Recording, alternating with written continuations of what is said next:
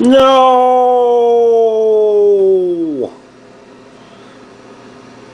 No, I have no idea what I'm going to do here, but this toilet keeps running water. So this is my series on how to fix that annoying water running sound from your toilet. I'm going to be using the Fluid Master.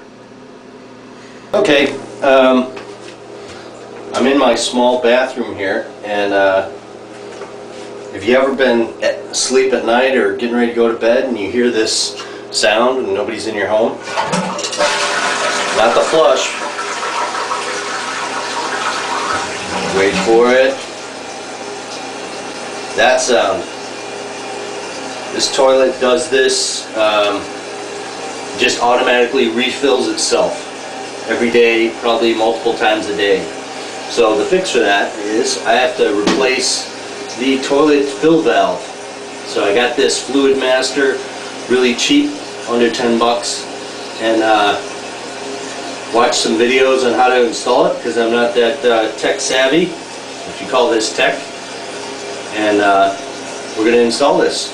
So here we go. Before I start anything further, I want to thank a YouTuber out there, Video Joe Knows, and he's, as far as I know, he's a fix-it guy. He knows how to do all sorts of different stuff, and I did a search on YouTube to figure out how to install this finagle thing, and Video Joe Knows has a video series on how to do this and many other things.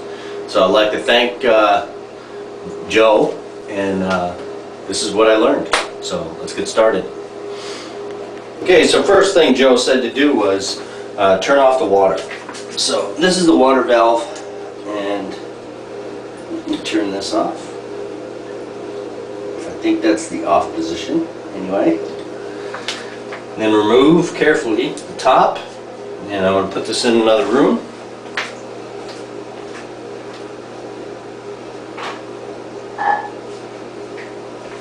Make sure not to break that thing.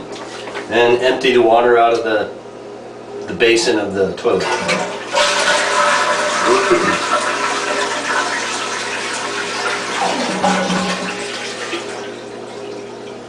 Okay, so it goes down with the stopper up.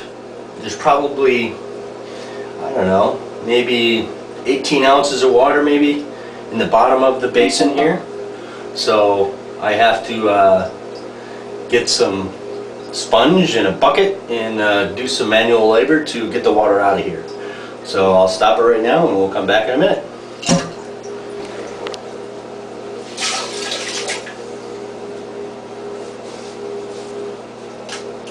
Wish I had a bigger sponge.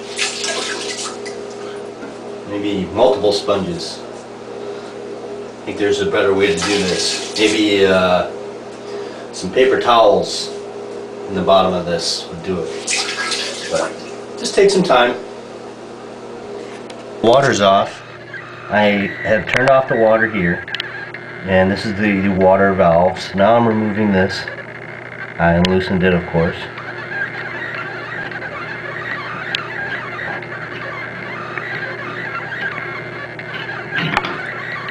And a little excess water coming out of there. It's fine. I'm going to get a bucket to put that in so it doesn't trip all over and make a mess. Bucket. And let's see if I can make this work. Just do that with it. That way, I'm not making a mess. And that's what it looks like underneath. Ugly, huh? At this point, this is the ugly inside of the basin, if you will. And I've disconnected the screw underneath. Let me disconnect this hose. And then there's another underneath that I forgot.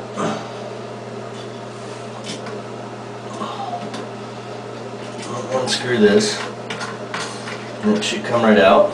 Underneath there's a capture washer, I guess, or nut, I guess you call it. This guy, and then this will come right out. A little excess water in there, which is fine. Just get that all out. out so it doesn't leak all over my floor. For those that don't know, the water inside your toilet right here is just fresh water. So getting it on your hands is not a it's not really a sanitary issue. I guess it could be a little bit, but not very much. So it's just a little residual water coming out of the bottom of that. No big deal. And then this is the new one. Okay, so you see that these are identical, but something in this one failed. But these are the exact same model. So yeah. So we're back with these two valves. This is the old one, this is the new one. Now one of the things that Joe mentioned is that the height. You want the top of this to be as close to the top of this as you can make it. He said an inch. You see this white stopper here, this drain. You want to have the float high enough so that it will drain properly into there, and there's a watermark on there as well. So I want to extend these, and I want to make them match, maybe to have the new one a little bit higher. So let's get rid of the old one. To do that, there's this sleeve that pops up, and then you can extend this out. And you just need to determine the height that you want it. So I'm going to do something a little bit different than what Joe did. Is I'm going to put this, take this off.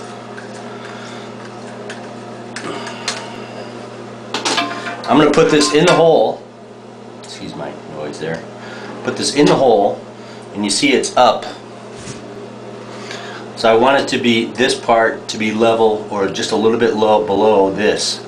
So what I'm going to do is I'm just going to push it down a little bit. Okay, so maybe just a little bit more. I think I went down too far. Alright, so once I get it to the height that I want it, which is going to be right there,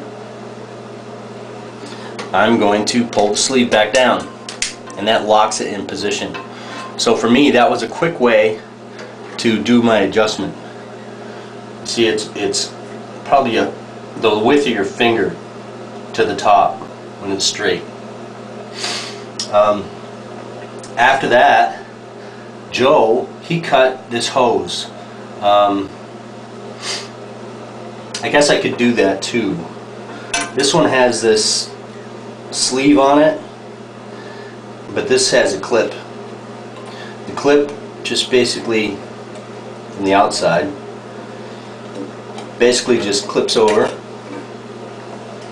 and then it drains into the hole. So I can either use the clip, or, as pieces fall all over the place, or I can take the hose, which is on there tight now, thank goodness, and stick it right back into there. So how much hose do I need? I guess I can probably get away with cutting off that much. So I'm going to go ahead and do that, and then we'll see what we come up with. Okay, so step one, replace the locking nut underneath. This will secure the valve, or the float, if you will, the water regulator. Well, Joe was right. This thing upside down using your left hand is a trick for sure. Once you get it on, it just screws on pretty easily. So this is just going to tighten down, and then what that does is it creates a seal inside the basin, and then see, I want to turn that a little bit. Joe's right. This thing, once you put it on, it moves a little bit. So I'm going to turn it and then tighten it again, hand tight. So again, this is just below here, and my hose is going into the water supply. So yeah, my float is not impeded by anything. So yeah, I think I'm at a point where I'm almost good to go. And I did not have to use this because I have this already on there. Now this part doesn't come on there normally, it's just that's the way it was. Whoever put this in years ago, that's what they did. So I'm not going to use this piece, which is fine. So now I have to reinstall the water. Let's get to that. Okay, so this is my water catching device, just a plastic jug, I guess you'd use for water or juice or something. And let's see what we got here. Okay, first of all, no water, so I don't have a leak. This valve is good. This ugly thing is just going to be reattached onto that connection right here. So let me do this. Do it off camera because I can't do it. Okay, so that is connected, it's tight, and now let's turn the water on and see if I have any leaks.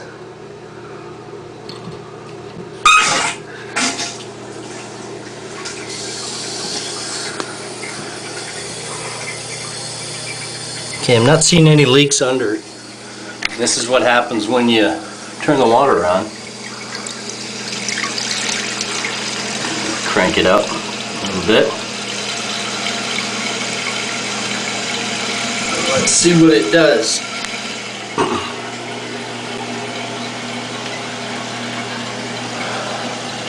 Now the key here is I want to make sure that this is gonna work. So when the float goes up, the water shuts off. If the float goes down, it fills with water. So let's see if it's gonna work here. You see in the water is draining into this hole. The stopper is staying in place. Now let's watch that go up. See if I run out of battery here.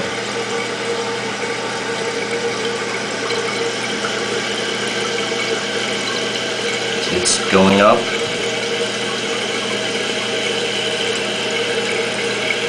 Come on, battery, stay in there. Keep going up, should shut off here in a second. And it did. Looks like I have mission accomplished. So not bad. Yeah, give it a try. It worked for me. Thanks for watching. Leave some comments, subscribe. Let me know what you think, and again, thanks Joe, appreciate it.